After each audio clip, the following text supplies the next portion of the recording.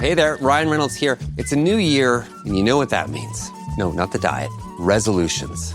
A way for us all to try and do a little bit better than we did last year. And my resolution, unlike big wireless, is to not be a raging and raise the price of wireless on you every chance I get.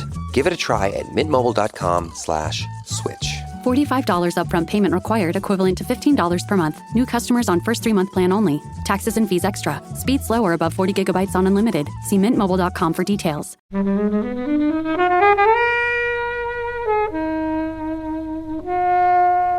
Deep down, there was a bit of like an activist in me that wants to do more stuff. So like in the past, I've like signed up to like XR and things like that. But I don't know, I think there's always things that you can be doing more to like support and all of that lovely stuff. So I think part of me picking the film was satisfying that activist Sarah in me that was like, come on, we need to do something. Satisfying that activist wanderlust.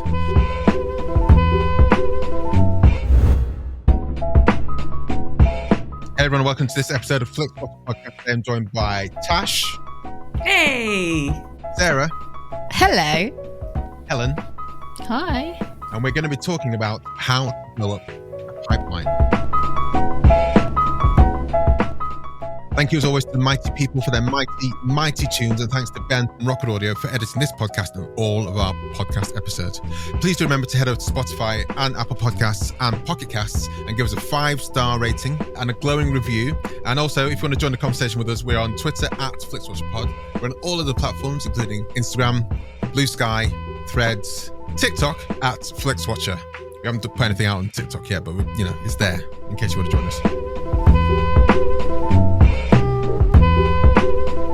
Hello film fans, welcome to Flixwatcher Podcast. Our guests today are Sarah and Tash. Over to you please, Tash, to say hello to the listeners and tell them a little bit more about who you are and what you do, please.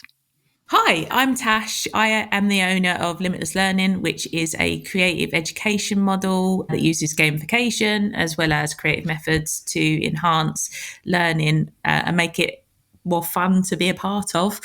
And yeah, we own a shop together. So me and my partner are doing the podcast together. So that's a bit about me, really.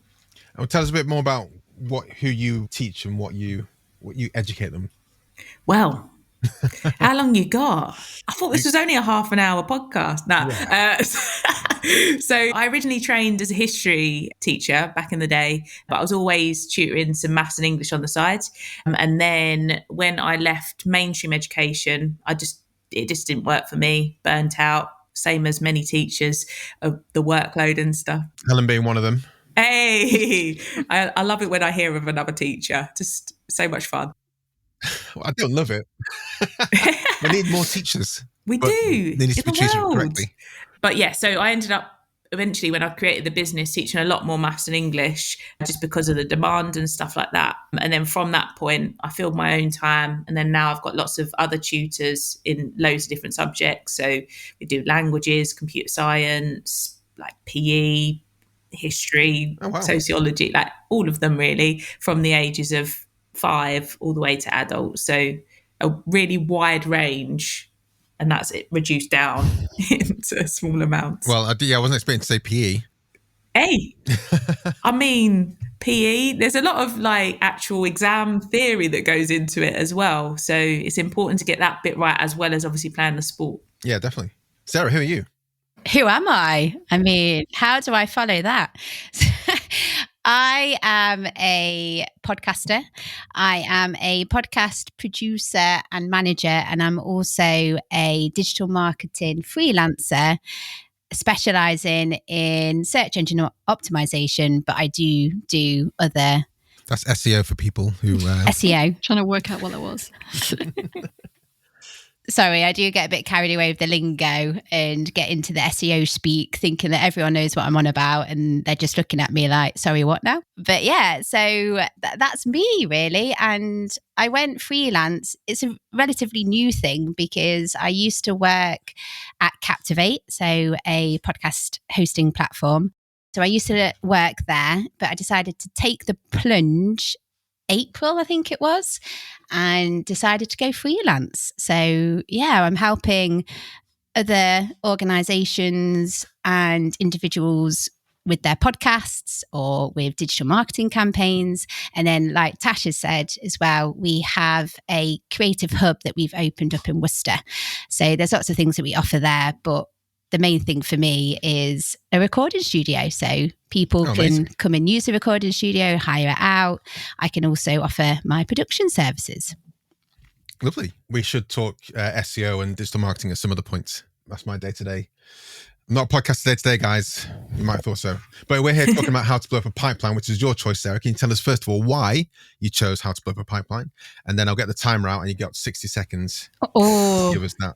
Ooh. I mean, I feel the pressure. I know, I do feel the pressure. I've already got nervousness and butterflies.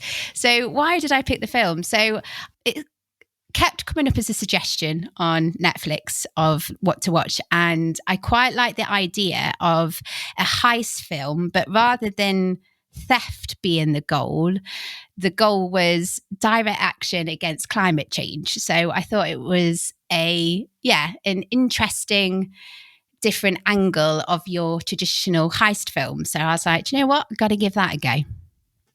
Wasn't this awards nominated and touted as like a film to watch in places? I believe so. I mean, I would give it an award. Fair enough. Okay. Timer for your synopsis starts now. So, How to Blow Up a Pipeline is about a group of activists who implement a plan to blow up a key oil pipeline in Texas. And it's in a form of direct action against the fossil fuel industry and climate change. And they all have their own personal motivations and reasonings why they want to do it. Love it. Lovely. How long was I? How long was that? That was 23 seconds. That's pretty short. Gosh.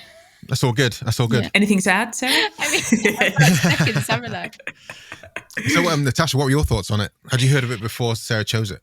Absolutely not. To be honest, Sarah often chooses things. I'm like, oh no, like what we got here? Like last night, what was it? What was that program that we was watching? And it's about like the gods and stuff. And I was thinking, like, I love history, obviously. Chaos. Yeah, that's it. Chaos. And I was thinking, what is this? But then when it started, I was like, okay, I'm into this. So it was a bit like the film, really. I was like, oh no, what have we got here? Trying to catch up with like what was going on. And then I was like, oh, this is actually quite exciting. So yeah. You should have just said it's the latest TV show from Jeff Goldblum, although there's not that many TV shows with Jeff Goldblum. But yeah, that's how you should have sold it. We needed you there, Kobe. So you weren't immediately enamored by the choice. Well, it's just that I was unknown, you know? I never know what I'm going into. So I was going in blind. But actually, once it started, once I realised it was about the planet and then trying to stitch up oil producers, I was like, I'm well on board. Helen, you heard about this before? Yeah, so I missed it at the cinema, just one of those ones that didn't have enough screenings. And then as soon as it arrived on Netflix, which was probably like about 10 months ago, I watched it then. So yeah, I've seen it prior to it being picked. I wasn't aware of the book, but I was aware of this kind of coming out and its themes. And yeah, I mean, the arguments against it, the characters are a little bit stereotypical. And there's some kind of, I find it really funny that when it came out, there was like concerns that young people may start blowing up pipelines, doing activism. I'm like, fuck yeah, I hope it does. I hope it really, really, really begins to wake people up. Sadly, I don't think it's quite had that, but maybe if we all give this a really high recommendability, more people will see it and do a bit of activism, because we are screwed. I think it kind of like touches on it briefly about the refugee crisis caused by climate change, but I mean that's just kind of like the tip of the iceberg. And you know, she starts slashing the tires of the SUVs at the start. Like that's like the bare minimum we need to start doing if we're going to like be past, you know, make it another 20 years or so. So that's kind of my bit on climate change. Holy shit. Yeah. Yeah. I mean, if that, like, you know, places like Bangladesh are just not going to exist because they'll just be underwater. And acceleration is just like, scientists are just like, holy shit, guys, like this is worse than we could have ever predicted. So.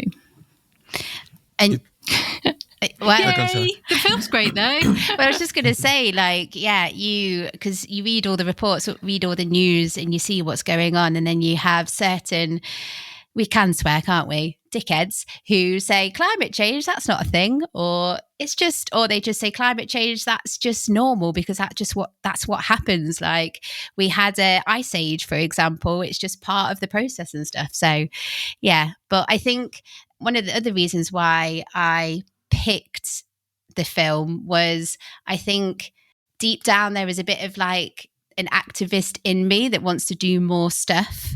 So like in the past, I've like signed up to like XR and things like that. But I don't know, I think there's always things that you can be doing more to like support and all of that lovely stuff.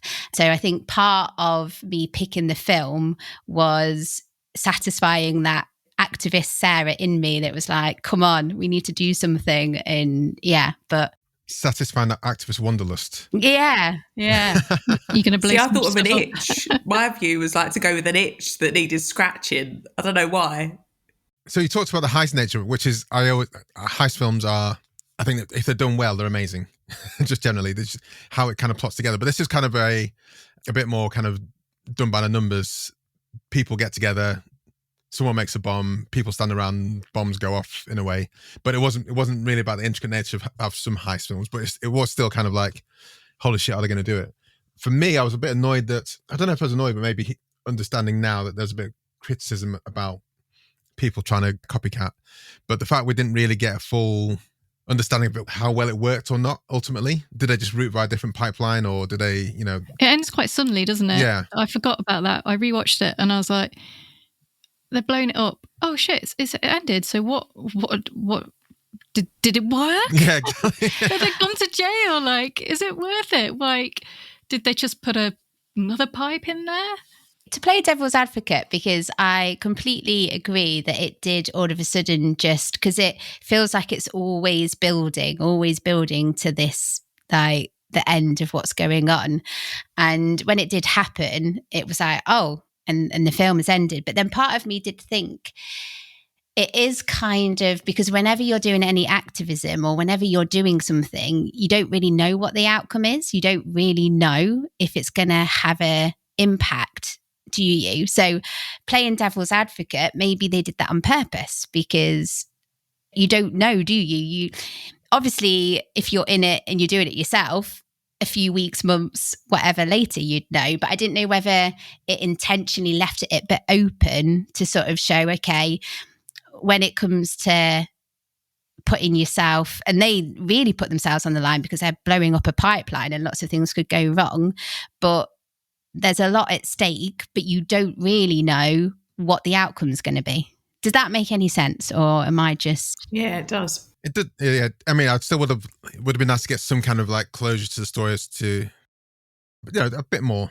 I get the fact we weren't going to say, and this solved the climate crisis, huzzah! And then the polar bears start crawling into Texas. But it was like, I felt another minute or so could have ended out some of the stories. But I mean, the cast was generally unknown people apart from Sasha Lane, who a lot of people still don't know who she is, which is understandable because she's kind of an indie darling. But what do you make of the cast and the characters in them and their motivations that brought them all together? Wow, Helen, you said that they were quite stereotypical. Yeah, I think the sort of main complaints around particularly the white trust fund kids who end up on the wrong side of the law, and they're just kind of like there to have a good time and then get kind of arrested. They're very like stereotypical. And then you kind of have the sort of sad motivated by death in the family, and the bored kind of male teenager who wants to kind of like blow stuff up. They're kind of what they are. They're stereotypes, so they all kind of like work together. Oh, and the American guy with the redneck cap, and he lives out in the sticks, and he's American guy, but he's having trouble. So they work for the film, but I think also the way that it's told in flashbacks, it's kind of, this is very much just to kind of like tell the story rather than to kind of get a sort of deep dive into who they are and what their kind of like real feelings are. I don't mind a flashback, but I felt that sometimes it was, because you only get like 30 seconds more in a flashback. It wasn't even that long back giving more detail. And then when you go, I can't remember any of the names of the characters, but when like you meet Sasha Lane's character, you realize she's got some kind of, you assume it's some kind of cancer or some kind of Theo, that's it, yeah. Some kind of disease like that. And then but that's told in real life. You understand that in real life. And then the flashback goes back and goes, oh, you've got blood cancer, leukemia potentially caused by living so close to these things. I was like, oh, that's good to know a bit, but also I don't think we needed that kind of flashback to work out what's going on there.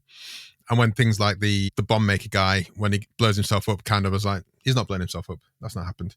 And then it goes a flashback to his life, and it's like a minute of him being angry against his local community, and then pictures of him actually being not a nice person, like learning to make bombs. I'm like, and then I'm putting it on YouTube and TikTok.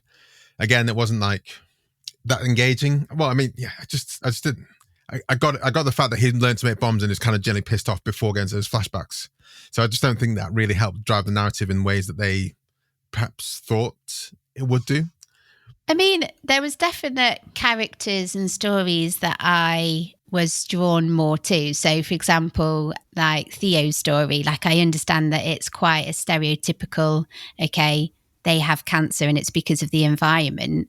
But I did warm more to their storyline of why they wanted to do it. And also when she gets her partner Alicia involved, and you can tell that she's a little bit conflicted, because obviously she is angry at the situation and she wants to feel like you're doing something, because that's the running theme, isn't it? That they're all driven towards actually extreme activism, so actually doing something, because then it feels like they're actually doing something.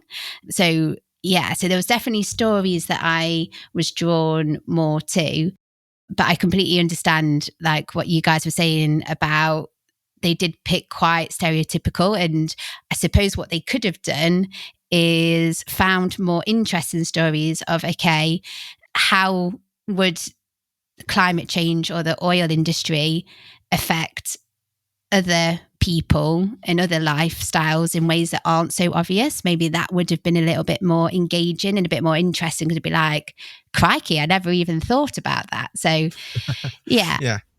Definitely. I think also even just limiting the amount of stories, like you said, in terms of like, if you had more time to get into each one rather than it just being like a short like snippet here and there, I found it a little bit confusing because I had to keep on saying to Sarah, what's that bit again? Because it was just, there was just so much, and it's like so many moving parts that it became quite hard to track. Yeah, because there was a couple of points where Tash was like, is this now, or are we gone back to another flashback? Like, I was very confused. What's going on? So, and yeah, with the point of the flashbacks didn't sometimes even give that much more value. So yeah, like I completely agree with all those points and stuff. And yeah, I suppose they could have done more. They could have explored more, or because they did have a plot twist, didn't they? So with Logan and Rowan, the young shagging couple, yeah, can't not hold off each other for 45 minutes at the pivotal moment as well. I mean, is that realistic? Come on now. It's all for TV, isn't it? All for TV.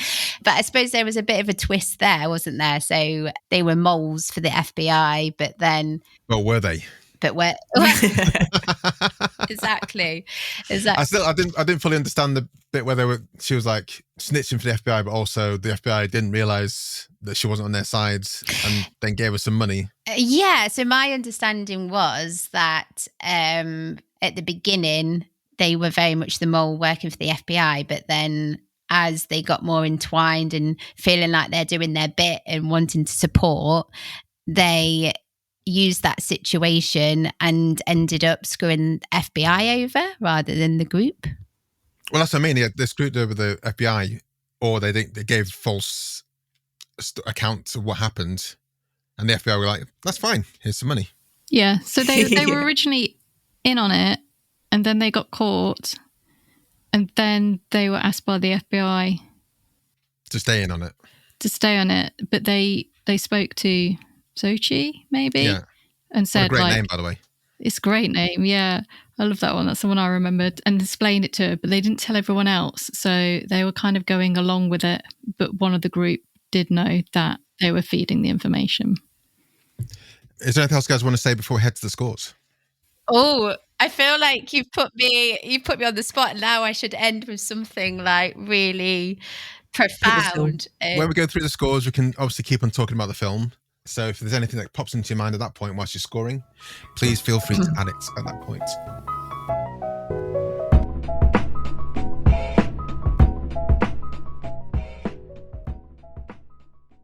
I'm Sam Clements, host of the 90 Minutes or Less Film Festival, another podcast in the Stripped Media family, a podcast that celebrates movies under 90 minutes long. Each episode, I'm joined by a special guest who selects a movie to join our prestigious lineup. Past guests have included fellow Stripped Media family members Martin and Sam from Song by Song, and Kobe from Flixwatcher, and Dave from The Wire Stripped. Search for us now on the app you're currently listening to this podcast, or join us at 90minfilmfest.com.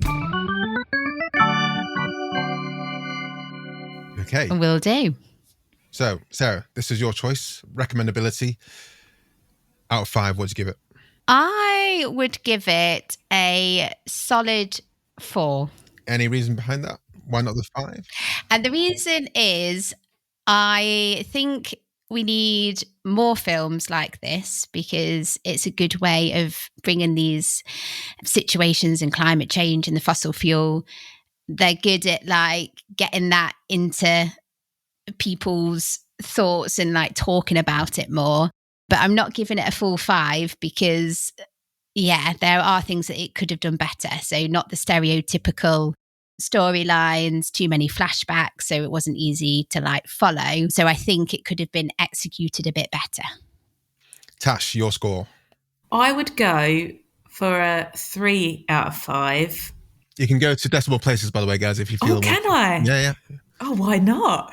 No, I'll still go for a 3 because, right, I think that knowing...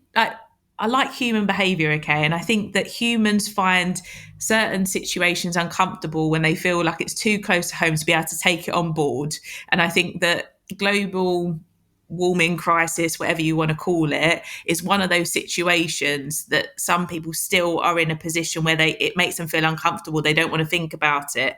And we're in a position where we need to think about it. But I think there was was it a film called, is it Don't Look Up? Was it a film or was it a series? I can't remember. It was a film. A film, but I felt like it probably took this topic, which is really important to talk about, and did it slightly better in using dark humour, but with a serious undertone, and was still quite engaging throughout. Sarah, have you got a point? Yes, it was a very good film, but I think it's a tricky thing to compare because they were going down the comedic fun route, but How to Blow Up a Pipeline felt a bit more gritty and a bit raw. But true, that's the thing that came to my mind. So sorry, carry on. But I felt like it was easier to follow. The main message was still there, like underpin. You had some really pivotal characters, but not too many. So that's why I'd give it a 3. Helen, sorry, I realised I stole your thunder introducing the scoreboard. I apologise. It's all right. We can fight over it later.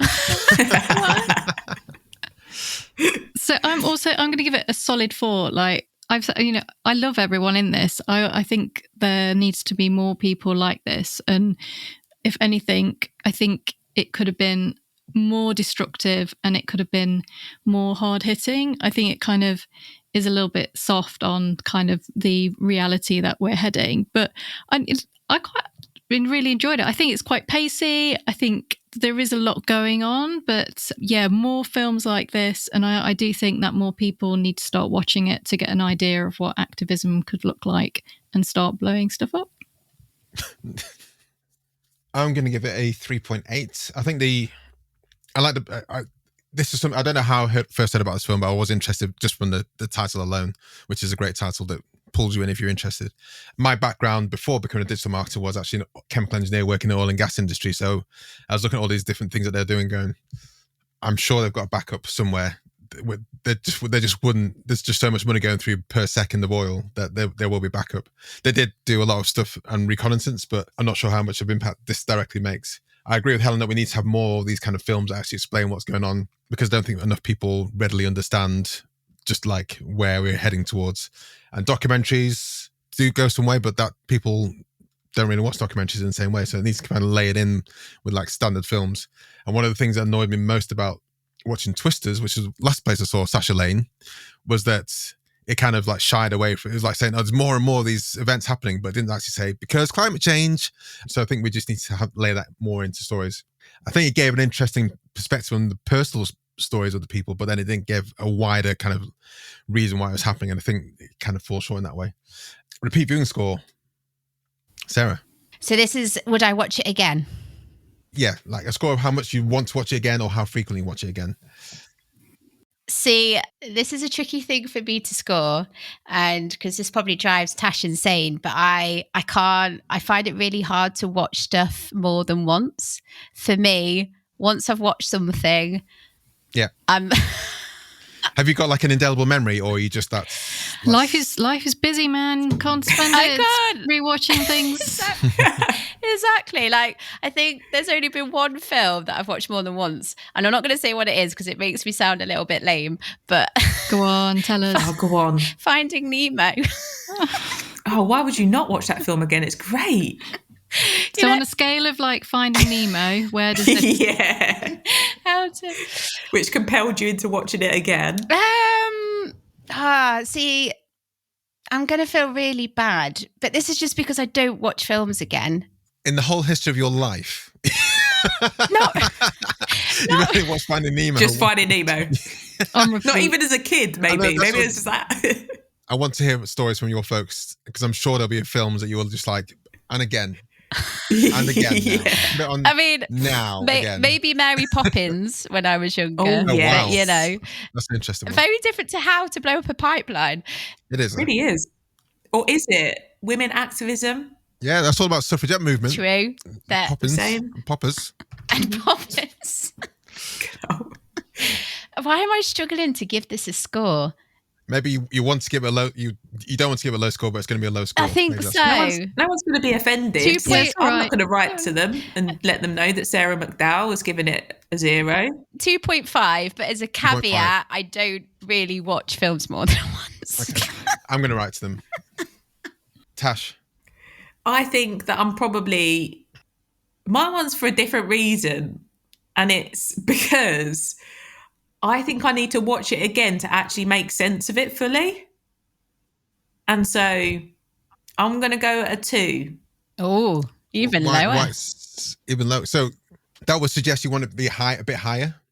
I'm not trying to sway you, because the way I kind of phrase it is where there's kind of 2 modes where the repeat viewing score is quite high. One is where it's a film you'll just watch once a year because it's like a comfort watch, or you love it to bits and you just want to be in that zone when it comes on. Or if it's a film where you're just like, I have to watch it again to understand everything that went on. Oh, okay. And you may not watch that one lots of times, but it'll be like, I definitely need to watch this again. But I feel like there's a part of me that doesn't want to necessarily watch it again. But then equally, I feel like I need to watch it again. Maybe a 2.5. I feel like I'm Simon Cowell in this situation, and I'm scoring very low vibes, but I don't mean to. I don't want to be overly critical of it, but equally, I don't know. It's the teacher in you. It's fine. You know, maybe I just want to give it to the next film. Helen. So I just checked when I watched it November last year, and I saw it again recently, and on reflection, I didn't really need to see it recently. I didn't get that much from it watching the second time round. If anything, I probably wasn't paying attention that much, so it kind of lost a little bit of the energy. So I'm going to give it a 2 for repeat. Yeah, I don't think I'm going to watch it again. I think I've got everything I need from it, to be honest with you. It is quite short. It's only like an hour 40, which... Yeah. But yeah, having seen it twice, along, it tells the story, gets in, gets out, but it's not super layered. Small screen score, Sarah. And at any point, if you want an explanation of these scores, then let us know. So, I think it'd be hard to watch on a mobile on a really small screen, because Yeah, especially with the intricacies of like putting the bomb together or what's going on and stuff. I mean, on a laptop, you'd be all right, I suppose. Yeah, it's more just like not in the cinema score. So TV versus anything you watch at home, basically. Oh, okay. Let's give it a 3.5. Tash. I reckon it would be phenomenal. Well, maybe not phenomenal. It would be a lot better if it was on the cinema screen with all of that effect around you and stuff like that. So again, I still feel like I got enough of the vibe from the TV, to be fair. But I think if you was to put it in the cinema, it might come to life a little bit more. So I'm going to go up a little more on the last one. I'm going to go with a 3. Helen. Yeah, I mean, I would have liked to have obviously supported this at the cinema to give it money in that way, and also to maybe scout out some fellow eco-activists who we can go around blowing things up with. But I mean, yeah, I thought it was fine actually watching it at home. And I think maybe I watched it on the iPad the first time around. So I'm going to give it a 5 for home viewing. Also, you can pause it and make notes about how you want to blow up your bombs and make a note of the ingredients and things. And who you need in the whole like crew to be able to facilitate. See, this is part of my challenge with this, is because I didn't really know, apart from the bomb guy, I didn't really know what the other people added specifically apart from enthusiasm. Which is great. On the back. Can't carry those barrels on your own, can you? I mean, apart from bomb guy who had the technical expertise, everyone else was like, it could have been chopped and changed for anyone else in the world who wants to be involved. It seemed like at one point they've seemed like they were almost recruiting people. Like the guy with the tash, I can't remember what his name was, who was there making that documentary, and was like, you and me, we're the same. We should work together. And he recruited some other people, but then he wasn't really the mastermind behind it either. So anyway. It's almost a bit like Guy Fawkes. Because I'll say this, right?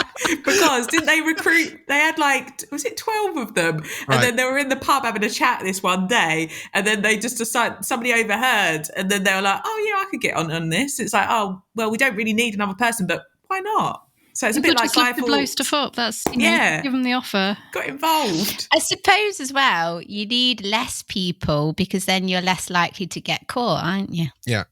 There's fewer leaks. There'll be less leaks inherently within the team with less people. Although at that point they needed to lift the barrel up, but again, they didn't need anyone.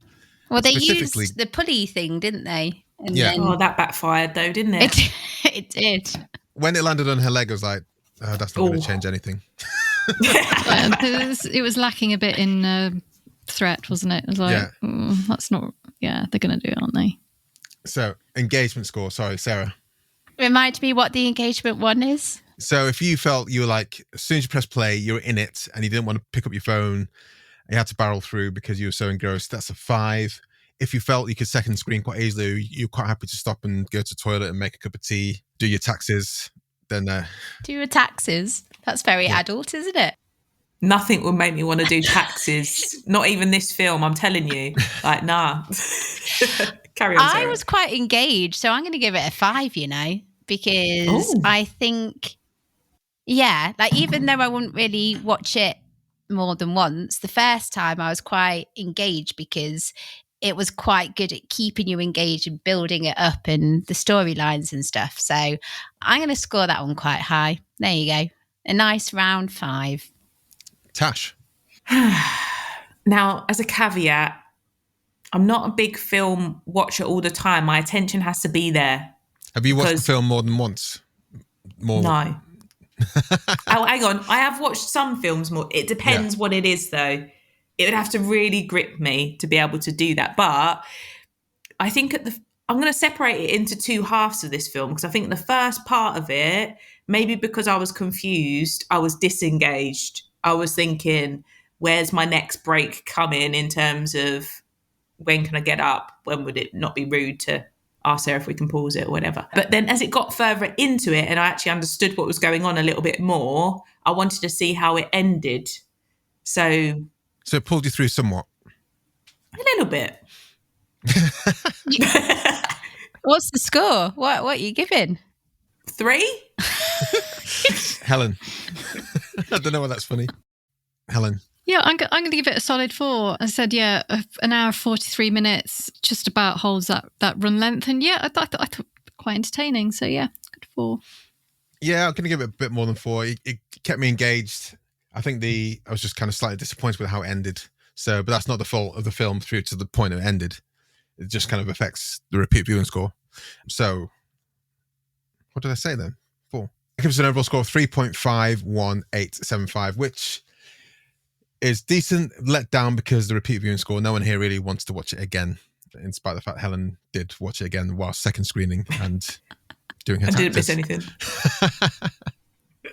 Tash, Sarah, can you tell us everyone where we can find you guys online, and we'll say goodbye to the listeners? Do you want to go first, Tash? Oh, okay. I mean, you can find me on my website, which is www.limitlesslearninghub.com. And I'm also on all of the socials. So Facebook, Instagram, I think it's Limitless Learn UK. And I think it's the same for TikTok as well. Not a big user of Twitter, but that's a whole nother story. Elon Musk. Sarah. Yeah. I'm mostly contactable via carrier pigeon. Oh, interesting. Not at all. I have a website, sarahmcdowell.co.uk. So that's where you can get in touch about podcast consultancy, digital marketing consultancy, and anything else. My podcast, the SEO Mindset, has its own podcast, the SEOmindset.co.uk. So go and check that out if you want to. And then there's also the recording studio in Worcester. So that is at lyrebirdstudios.co.uk or .com. I should probably know that. Try them both. Yeah. But yeah, I'm pretty much on all the socials. Just like search SEO Mindset Podcast, Lyrebird Studios, Worcester, or Sarah McDowell SEO, and I'll come up somewhere. Nice little plug there, babe. After you've done the SEO to make yourself like pop up, they've got all the keywords in all the places and the meta tags, meta descriptions, the schema. Do you know something quite funny? My handle on X, Twitter, even though No, just call it Twitter. Yeah. Even though I'm a bit like, do I come off Twitter? But that's a whole different conversation. But my handle on Twitter and Instagram actually, because I've gone with Sarah MCD UK, it actually stands for Sarah McDuck. So there you go. Gotta love a duck. Sarah McDuck. Well, thank you very much, guys. It's been a pleasure talking about how to blow up a pipeline. Happy explosions. Bye. Catch you later. Ciao. Enjoyed this episode of Flixwatcher podcast? Why not leave us a 5-star review on iTunes? You can also follow us at FlixWatcherPod on Twitter, and we're at FlixWatcher on Instagram. Thanks as always to the mighty people for their mighty, mighty tunes, and Rockwood Audio's editing skills. If you're looking to get your podcast edited as sweet as this, get in touch with Rockwood, ROKK Wood Audio. Tell them Flixwatcher sent you.